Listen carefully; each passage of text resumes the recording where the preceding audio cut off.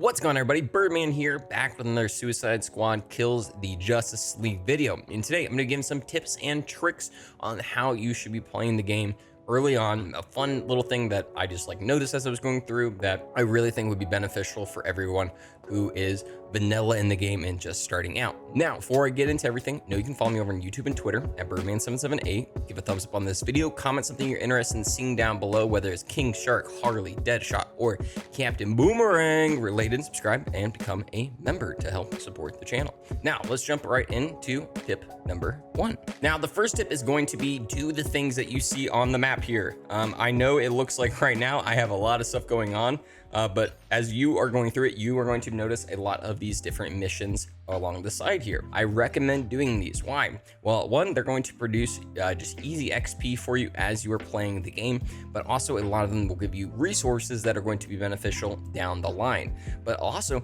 a lot of things that are going to be going on through here is going to just help you get more pieces of contracts, get more gear for your people, be able to do different crafting options. A lot of this stuff will be as you play the game, it will unlock, but I recommend doing it along the way. These take all of 5 minutes to typically do, so it's not really going to hamper your gameplay. If you're someone who is wanting to speed run the game or do something like that, is definitely beneficial into the long term, especially so you're not having to worry about doing it later. Tip number 2, and this is a big one in my opinion, is take advantage of these psyched up character missions. Now, each one of these psyched up is essentially going to highlight a certain character, and it's going to give them damage reduction, extra damage, faster abilities, as well as more XP. This is going to be great for the people who are wanting to have balanced characters once they get into the end game. Now, big thing I didn't do this. I pretty much only played King Shark the entire time because King Shark, just from the get-go, just looked the most interesting to me. So it's pretty much the only thing I did. And now I really regret it for the fact that now I want to start playing these other characters, but they're kind of low level. So I'm going to have to work a little bit harder now. So if you want to play smarter and not harder, make sure you're doing these psyched up missions throughout. You can always just swap back to your preferred character after the fact and play with them, but also this will give them a good advantage to get more talent points as well as getting better gear. Third thing is do all of your contracts. This is such easy, simple work for you to do as you're going through the game. It's going to give you resources, it's going to give you XP to do, and most of the stuff is just things that you're already doing. So I have things where I'm shooting a pistol, I got things where I have to slide and hit, I have to steal cargo from people, but all these different things are things that you're already doing throughout the game, so take advantage of them. Even if there's something that's not really working at that moment, just click it and move on, because it will refresh the feed as you get more things completed. So this kind of ties back to doing the different support people missions throughout, especially Hack here. She's going to be the one that's tied to all these bonuses, so make sure you are filling these out as much as humanly possible. Again, it's one of those things that once you get into that late game, it's going to make your life 10 times easier. The fourth thing I want to talk about is knowing that you can actually overhaul your gear on the fly.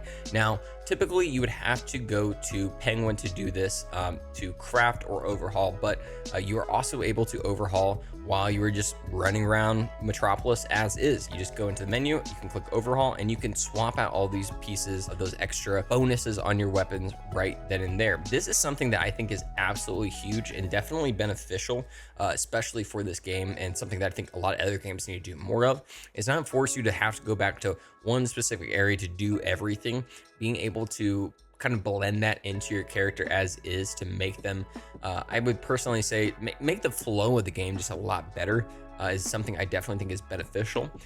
You're able to also do this for your melee weapons and grenades in regards to your afflictions. So you're able to put on the blaze, put the bolt, put the venom frenzy or the deep freeze on whenever you want. So I think this is actually probably even better of a thing. Just let's say you get a melee weapon and it is frost and you are like, man, I really want to make it a venom frenzy. You're able to do that on the fly as well, while also being able to overhaul it if you want to. So again, doing some of those basic crafting things on the fly is definitely a big benefit that I think that they Rocksteady should be praised on. And last but certainly not least is going to essentially be a pretty simple one as well. It is make sure you are breaking down your gear. Now, you actually have a backpack full of space that you can do.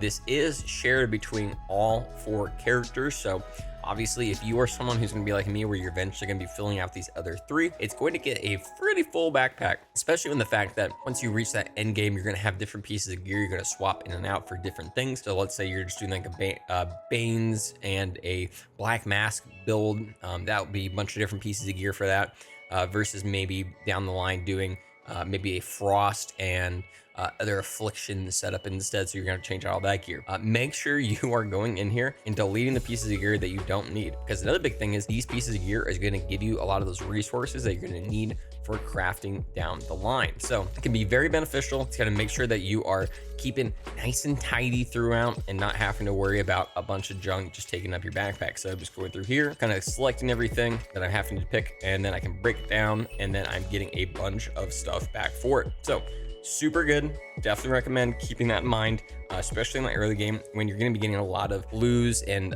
greens that you're not really going to have any use for. It's going to just go a long way once you reach that end game and you're having to re-roll the different abilities on your guns, as well as craft better weapons. Thanks so much for watching the video. Hope it really helped out. If you have any tips or tricks that you were interested in, make sure you're commenting down below so everybody knows. I'm going to be making a little bit more guides and builds for this as well, so things might change as we go, but these are some pretty basic things that I think will go a long way for new players. Now, give a thumbs up on this video, comment something down below, subscribe, and become a member. Follow me on YouTube and Twitter at Byrdman778. Guys, thank you so much. Hope you have a great night, day, or whatever it may be.